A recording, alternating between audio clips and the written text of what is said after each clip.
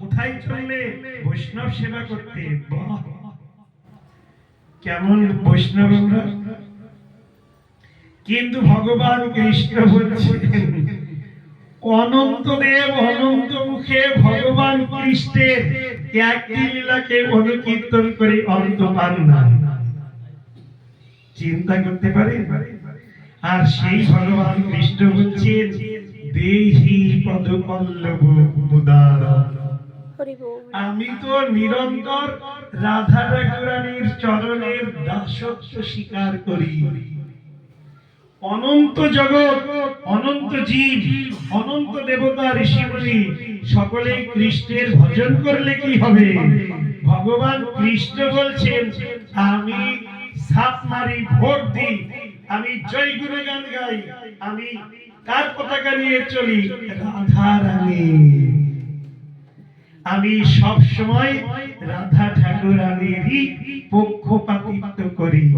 আপনি যদি এইবার নিজেকে কৃষ্ণ ভক্ত মনে করেন, কৃষ্ণ যদি রাধা ঠাকুরানীর বিচারটিকে হৃদয়ে বরণ করেন, আর আপনি যদি সত্যি রাধা ঠাকুরানীর পক্ষপাতিত্ব না করেন, তাহলে ভগবান কৃষ্ণ আপনার উপর কখনো সুখী হবেন?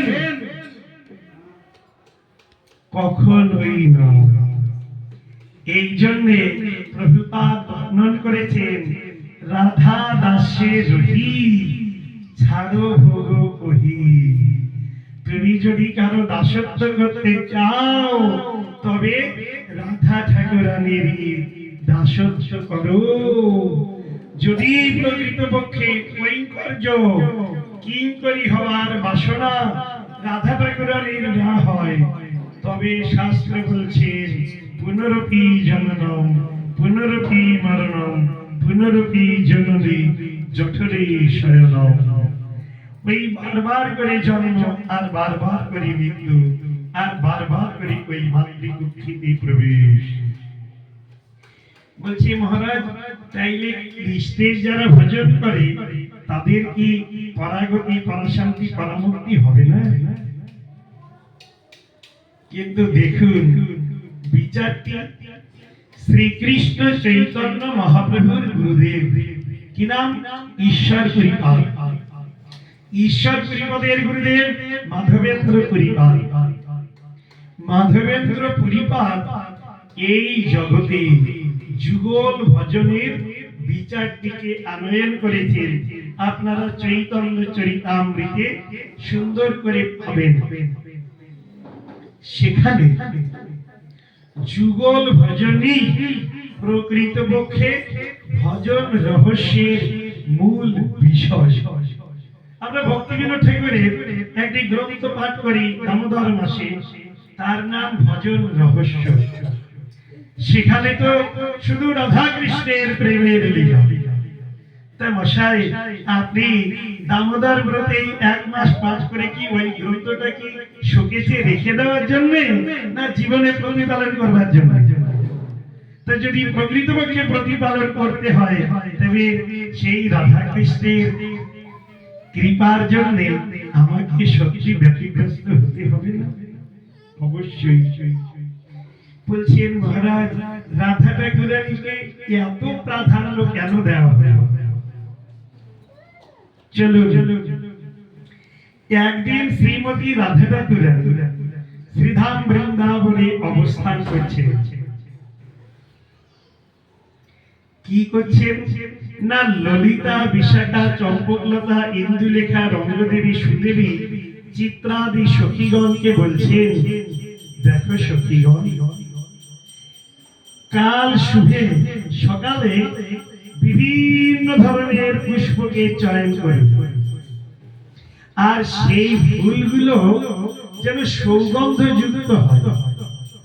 তার মধ্যে আবার উৎকৃষ্ট যে ফুল, তার 5 প্রকার ফুলের দ্বারা একটি মালাকে গ্রথিত করবে, গাঁথবে। তার নাম হবে বৈজয়ন্তী মালা। আর প্রত্যেকটি যে ফুল, তার যে পাপড়ি হয়, প্রত্যেক পাপড়িতে একটি কাজ করতে হবে, শ্রী রাধা শ্রী রাধা শ্রী রাধা, এই নামকে লিখতে হবে। এই একটা কথা বলবেন না, এখন এসে বাইরে থাকবেন। কেমন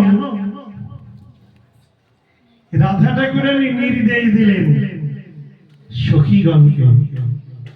পরের দিন সখীগণ বিভিন্ন ধরনের ফুলকে তুলে তাতে অপূর্ব যে ফুল 5 প্রকার দিয়ে মালা গেঁথে প্রত্যেক পাপড়িতে শ্রী রাধা শ্রী রাধা শ্রী রাধা অপূর্ব নাম লিখে এবার রাধা ঠাকুরানী সখীদের নিয়ে দণ্ডায়মান। ভগবান কৃষ্ণ গোচারণে গমন করবেন 8:34-এ। প্রথমেই ওই রাধা নাম লেখা মালাটিকে কৃষ্ণের গলদেশে পরিয়ে দেওয়া হবে। যখনই কৃষ্ণের গলাতে পরিয়েছেন, কৃষ্ণের হৃদয়ে যত না আনন্দ, এই যেন কোটি গুণ আনন্দ বৃদ্ধি প্রাপ্ত হয়েছে। কেন? আনন্দিনী শক্তির মূর্ত বিগ্রহ শ্রীমতী রাধা, আর প্রত্যেকটি পাপড়িতে লেখা রয়েছে শ্রী রাধা শ্রী রাধা শ্রী রাধা। ভগবান কৃষ্ণ প্রতিদিন গোচারণ করেন, আজও গোচারণে গেছেন, কিন্তু কৃষ্ণ যেন স্থির থাকতে পারছেন না। নিরন্তর রাধা ভাবে বিভাবিত হয়ে চিন্তন করতে লেগেছেন, আমি এই কৃষ্ণ আর এই মালাতে লেখা যে রাধা, এই রাধা আর কৃষ্ণের এক অপূর্ব মিলিত তনুরূপে একবার জগতে প্রকাশিত হব, আর এই নামের মহিমাকে আমি জগতে প্রচার প্রসার প্রকাশ করব। এই রাধা এবং কৃষ্ণের মিলিত তনু শ্রীকৃষ্ণ চৈতন্য মহাপ্রভু। রাধা কৃষ্ণ এক আত্মা, দুই দেহ ধরি অন্যে অন্যে বিলসে রস আস্বাদন করি। এই দুই তত্ত্ব এবে চৈতন্য গোসাই ভাব রস আস্বাদিতে হইলা এক ভাই। ওই ভাবটিকে গৌর রূপে আগমন করেছিলেন। ভগবান কৃষ্ণ নন্দ ভবনে প্রত্যাগত, আর মালা হেলতে দুলতে আসছে, আর নিরন্তর কৃষ্ণের শিউরণ জাগছে। কেন? রাধা রূপী নাম লেখা মালাটি পরিধান করেছেন। প্রতিদিন নন্দ ভবনে আসার পর যশোদা দেবী মালাকে খুলে দেন, বিভিন্ন অলংকারকে খুলে রেখে অপূর্ব রূপে সাজিয়ে গুছিয়ে পীত বসন, কোমরে কোমর বন্ধ, পায়ে নুপুর, সুন্দর মাথাতে ফেটি বেঁধে এইবার ভজন করা। আজ যশোদা দেবী যখনই মালাটি খুলতে যাচ্ছেন, কৃষ্ণ বলছেন, মাতো এই মালাটি আমার জীবন সর্বস্ব। প্রতিদিন ওই বনফুলের মালাকে আমি খুলে রাখি, কিন্তু আজ এই রাধা নাম লেখা মালাকে আমি কখনো খুলতে নারাজ। যশোদা দেবী ভাবছেন, তাইলে আমার ছেলের সঙ্গে রাধারানীর কি কোনো ভাব হলো নাকি? কি অপূর্ব চিন্তন করছে, শুধু নাম লেখাতে এত বড় চিন্তন। আচ্ছা, ভগবান কৃষ্ণ শ্রীমতী রাধা এদিকে পর দিবসে চন্দ্রাবলী তার সখীগণকে বলছেন, আরে কাল দেখলাম কৃষ্ণের গলাতে রাধা রাধা রাধা রাধা লেখা মালা, আজ ওর থেকে ভালো ফুলকে চয়ন করবে, আর প্রত্যেক ফুলের পাপড়িতে লেখা হবে চন্দ্রাবলী চন্দ্রাবলী চন্দ্রাবলী।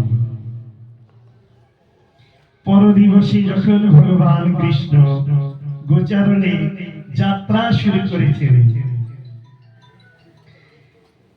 চন্দ্রাবলী আর তার সখী বৃন্দ দেখছেন, আরে কালকের সেই পর্যশিত শুষ্ক প্রাপ্ত হয়েছে, সেই মালাটি আজও আমাদের প্রাণারাম, সেই প্রাণবন্ধু জগৎবন্ধু কৃষ্ণ বন্ধু জগৎ সুন্দর কৃষ্ণ সুন্দর সেই নন্দাত্মজ কৃষ্ণ পরিধান করে রেখেছে।